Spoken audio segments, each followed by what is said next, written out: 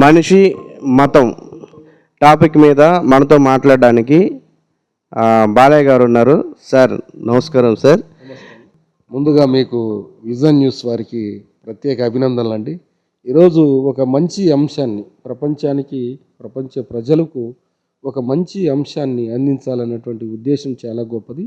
ఈ అంశం ప్రపంచ ప్రజలందరికీ కూడా తెలియజేయాలనేటువంటి ఒక ముఖ్య ఆలోచన మీకు చాలా మంచి ఆలోచన రావటం శుభపరిణామం ప్రపంచానికని తెలియజేస్తాం. ఈ రోజుల్లో మతం పేరుతో మనిషి గందరగోళంగా అస్తవ్యస్తంగా ఒకరి మీద ఒకరు కొట్టుకోవడం, లేకపోతే ఒకరినొకరు దూషించుకోవడం, ఈ మతం పేరు చెప్పి అసలు మనిషి మనుగడకే అపాయంలాగా అనిపిస్తుంది కదా. దాని గురించి మీ విశ్లేషణ ఏంటి సార్? మతము ప్రధానంగా మనిషికి తన మనుగడను ప్రశాంతంగా కొనసాగించడానికి మనిషి ఎంచుకున్నటువంటి ఒక అంశం, ఒక ఆధ్యాత్మిక అంశం. మానవుడు ఎప్పుడైతే తన నాగరిక జీవనంలో మరి అన్నీ అనుభవిస్తూ ఒక ఆధ్యాత్మికంగా మానసికంగా ప్రశాంతత కోసం మతం అనేటువంటి అంశాన్ని ఎంచుకున్నాడు. ఈ మతము పుట్టుక, మనిషి యొక్క మనుగడ, ఈ రెండు ఒకదాని మీద ఆధారపడి ఉన్నాయి. కానీ ఈనాటి సమాజంలో మతమే మనిషి మనుగడ కష్టమైనటువంటి పరిస్థితి ఈరోజు ప్రపంచ స్థాయిలో మనం చూడగలుగుతున్నాం, బాధపడగలుగుతున్నాం. కాబట్టి మనిషి మనుగడ ప్రశాంతంగా కొనసాగడానికి ఏర్పడిన మతము అదే మనిషి యొక్క ప్రాణానికి ముప్పుగా తయారైందని ఈరోజు ప్రపంచ నాగరికత మనకు జరుగుతున్న పరిణామాలు, ఈ యుద్ధ వాతావరణాలు ఇవన్నీ మనిషికి ఒక హెచ్చరికను చేస్తుంది. అంటే ఇప్పుడు మనం చూస్తున్నాం, ఇప్పుడు ఎన్నో ఛానల్స్ కానీ లేకపోతే ఎన్నో మీటింగ్స్ మనం చూసినప్పుడు పలానా మతం ఇట్లా, మా మతం ఇట్లా, లేకపోతే మా మతం గొప్ప, మా మతాన్ని దూషిస్తున్నారని చెప్పేసి గందరగోళం అస్తవ్యస్తంగా తయారైంది కదా. అసలు ఏంటి సార్, అసలు మతం ఎంతవరకు మనిషిని శాసిస్తుంది అంటారు? మనిషి మతాన్ని ఏర్పాటు చేసుకున్నాడు కానీ మతం మనిషిని ఏర్పాటు చేసుకోలేదు. కాబట్టి మతం అనేది మనిషి యొక్క మనుగడకు, మంచితనానికి ఎంపిక చేసుకోవాలి. కానీ కీడుకు, చెడుకు, దుర్మార్గానికి, ఉన్మాదానికి ప్రధానమైతే ఆ మతము మనిషికి అవసరం లేదు. కాబట్టి మతం మార్పు కోసం, మనిషి మార్పు కోసం పనిచేస్తుందో, మతము మనిషి యొక్క వినాశనం కోసం పనిచేస్తుందో, ప్రతి ఒక్క మనిషి మనస్ఫూర్తిగా ఆధ్యాత్మిక చింతనను పక్కన పెట్టి మానవ సమాజం గురించి ఆలోచించిన రోజున మనిషి యొక్క మనుగడ బాగా కొనసాగడానికి వీలుంటుంది. అంటే ఈ సోషల్ మీడియా పెరిగిపోయిన తర్వాత ఒకరినొకరు దూషించుకోవడం, ఏదో ఒక టాపిక్ మీద రకరకాలుగా మాట్లాడడం ఇలా ఉంది కదా. ఇది ఎంతవరకు కరెక్ట్ అంటారు సార్? ఇది అంటే వాళ్ళ వ్యూస్ కోసం అని కావచ్చు, లేకపోతే ఏ టాపిక్ అయినా ఎలాగైనా కావచ్చు, కానీ ఇది ఎంతవరకు కరెక్ట్ అంటారు? ఈ సామాజిక సోషల్ మీడియా వచ్చిన తర్వాత మనిషి యొక్క ఆలోచనలు ఇతరులతో పంచుకోవడం చాలా సులభమైంది. అయితే ఇది ఒక మంచి వాతావరణం కోసం అయితే మేలు. ఏదైతే చర్చలు జరగవచ్చు, కానీ వాదనలు, సంవివాదనలు, పిడివాదాలు, ఉద్రేకతలు పెంచుకోవటము, ఉన్మాదాన్ని పెంచుకోవటము ఈ ప్రపంచానికి మేలైంది కాదు. మీ దగ్గర మంచి ఒక ఆలోచన ఉంటే అది 10 మందికి పంచటం అనేది చాలా సోషల్ మీడియా మనకి ఈరోజు మంచి ఉపకరణం. కానీ నీలో ఉన్నటువంటి ఆలోచన ఇతరులను ఇబ్బంది పెడుతుంది, ఇతరులకు బాధ కలుగుతుందంటే తక్షణమే దాన్ని ఉపసంహరించుకుంటూ, అవసరమైతే ఈ సోషల్ మీడియాలో ఏదైనా మనం నోరు జారినప్పుడు, ఒక మాట మాట్లాడినప్పుడు, 100 మందికి బాధ కలిగినప్పుడు ఆ మాటను వెనక్కు తీసుకోవడానికి కూడా ప్రతి ఒక్కరూ అదే సోషల్ మీడియాను ఉపయోగించుకొని ఎక్కడైతే మనం తప్పు మాట్లాడామో ఆ తప్పు జరిగిందని మనస్ఫూర్తిగా ఒప్పుకోవడం వల్ల ఇతరులు మన్నించేటువంటి స్వభావం వస్తుంది. ఇట్లా కాకుండా నేను చెప్పేదే వాదనే కరెక్టు, నేను చెప్పేదే మీరు ఖచ్చితంగా వినాలి, నేను చెప్పేదే కరెక్ట్ అనేటువంటి విధానంతో ఒకరికొకరు అభిప్రాయ భేదాలు ఎక్కువై, మరి ముఖ్యంగా మనిషి యొక్క సున్నితమైనటువంటి ఆలోచన ఈ మతం, ఎవరి అభిప్రాయం వారిది. ఈ సున్నితమైన అంశాన్ని ఎక్కువ మంది మీద రుద్దాలని, నా భాషలో అయితే ఎక్కువ మంది మీద రుద్దాలనేటువంటి ఒక ఉద్దేశంతో మతాన్ని గందరగోళంగా చేస్తూ మరి మనుషుల మధ్య చిచ్చు పెడుతున్నటువంటి ఈ మత ఉన్మాద అంశాలు ఏవైతే ఉన్నాయో అవి ఉపసంహరించుకోవాలి. మనిషి మనుగడ కోసము, మనిషి బాగు కోసం ఏదైనా ఉందంటే, ఏదైతే ఉందో అదే మతం.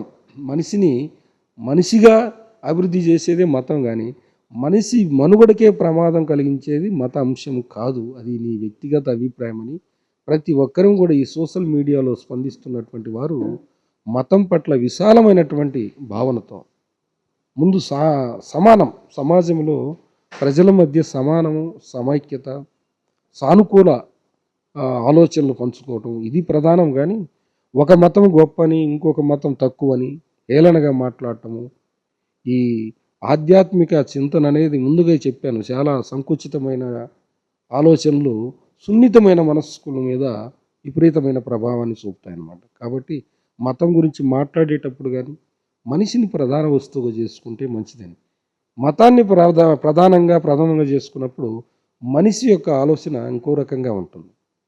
కాబట్టి ప్రతి వ్యక్తి కూడా ఎదుటివారి ఆలోచనలు గౌరవించాలి.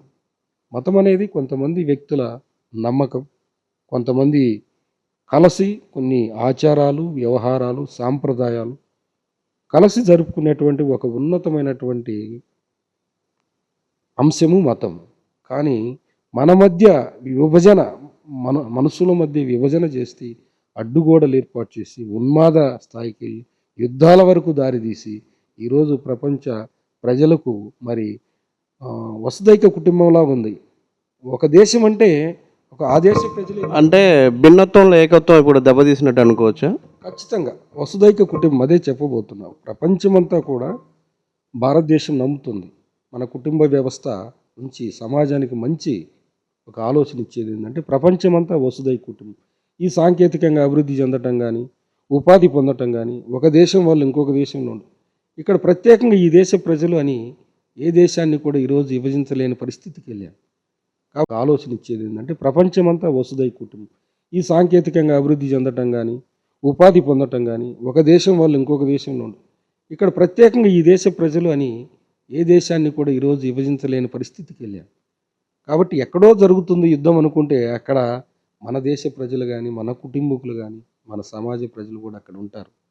కాబట్టి ఈరోజు ప్రపంచంలో ఏ ఒక్క దేశం ఒకటే దేశం కాదు, వసుదైక కుటుంబం. దాదాపుగా 10, 20, 100 దేశాల ప్రజలు కూడా ఒక దేశంలో ఉంటున్నటువంటి పరిస్థితికి వచ్చాం. కాబట్టి ఈ మత అంశాన్ని సున్నితంగా భావించేసి, ఈ మతాల మధ్య పుట్టుకే మనిషి కోసం పుట్టింది మతం. ఈరోజు మతం కోసం మనిషి చనిపోతున్నాడు. చాలా బాధాకరమైనటువంటి విషయం. ప్రతి ఒక్క ప్రపంచ సగటు మానవుడు ఆలోచించాల్సినటువంటి సమయం ఆసన్నమైంది. అవసరమైతే అది మతము హింసను రేపేటట్లయితే మరి అహింస కోసము, మనిషి యొక్క మనుగడ కోసం మతాన్ని మానవుడు వదలటం మంచిది. ఈరోజు దాన్ని ప్రత్యేకంగా తన ఆధ్యాత్మిక చింతనని మొదలై ఈరోజు ప్రపంచ దేశాల మధ్య ఎంత కారుసిచ్చు రగిలి ప్రపంచ మనిషికి, సగటు మనిషికి ప్రశాంతత లేకుండా. అంటే ఇప్పుడు మనిషిని చంపుకునేదాకా లేకపోతే హింసించుకునేదాకా వెళ్తుందంటే అలాంటి మతమే వద్దంటారా? మతం అవసరం లే. మనిషికి హింస అయితే ఆ మతం అవసరంలా. మరి మతం లేని అహింస అయితే అది గొప్పది. కాబట్టి మతం అనేది ఎక్కడైతే మనిషికి హానికరం చేస్తుందో ఆ రోజు మనిషి మతాన్ని ఖచ్చితంగా వదిలితేనే మనిషి మనుగడ కొనసాగుతుంది. ప్రధానమైంది ముందే చెప్పారు, చాలా సున్నితమైన అంశము అది.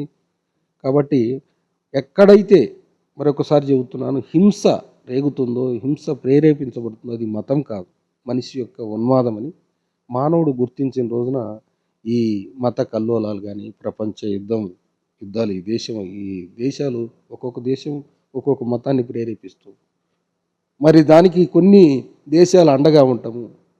అది మంచి చెడు ఆలోచించకుండా మా మతానికి సంబంధించినటువంటి దేశం అని ఒక దేశం మీద ఒక దేశం మరి ఈరోజు మారణాయుధాలతోటి ప్రాణాలను తీసుకునేటువంటి పరిస్థితి వచ్చింది. సరే, ఇప్పుడు మతం కంటే మనిషి గొప్ప అని చెప్పి అంటున్నారు కదా, మరి సొసైటీ దాన్ని యాక్సెప్ట్ చేస్తుంది అంటారా? చెయ్యాలి. చేయకపోతే మనిషి మనుగడకే కష్టం, ముప్పు. ఈరోజు ఆ అర్థవంతమైనటువంటి అర్థాన్ని తెలుసుకోకపోతే మతం అనే మూఢాచారంలోకి వెళ్ళి, మతం అనే మౌఢ్యంలో మతోన్మాద శక్తులుగా తయారై ఒక దేశాన్ని ఇంకొక దేశం మరి కబలించే పరిస్థితికి వెళ్ళిన రోజున ప్రపంచ ప్రపంచంలో ఉన్న మనుషులందరికీ కూడా ప్రమాదం వాటిల్లేటువంటి పరిస్థితి వచ్చింది. కాబట్టి మనిషి ఈ రోజుకైనా ఎక్కడ తన మనుగడ ఇబ్బంది అవుతుందో అక్కడ ఈ మతోన్మాద అంశాలు ఆపితే తప్పితే మిగతా ప్రపంచమంతా కూడా మరి సుఖశాంతులతో వర్ధిల్లదు అనేటువంటి నిత్య సత్యాన్ని మనిషి గుర్తెరిగిన రోజున ఈ మతం కంటే మనిషి గొప్పవాడు, మనిషి మానవుని యొక్క జీవితమే గొప్పది, మతం కంటే కూడా మనిషి యొక్క మనుగడే గొప్పది అనేది ఈ ప్రపంచ అంగీకరించే రోజు దగ్గరలోనే ఉంది. ఖచ్చితంగా అంగీకరిస్తుందని ఆశిద్దాం. మరి ప్రపంచమంతా సుఖంగా ఉంటుందని కోరుకుందాం.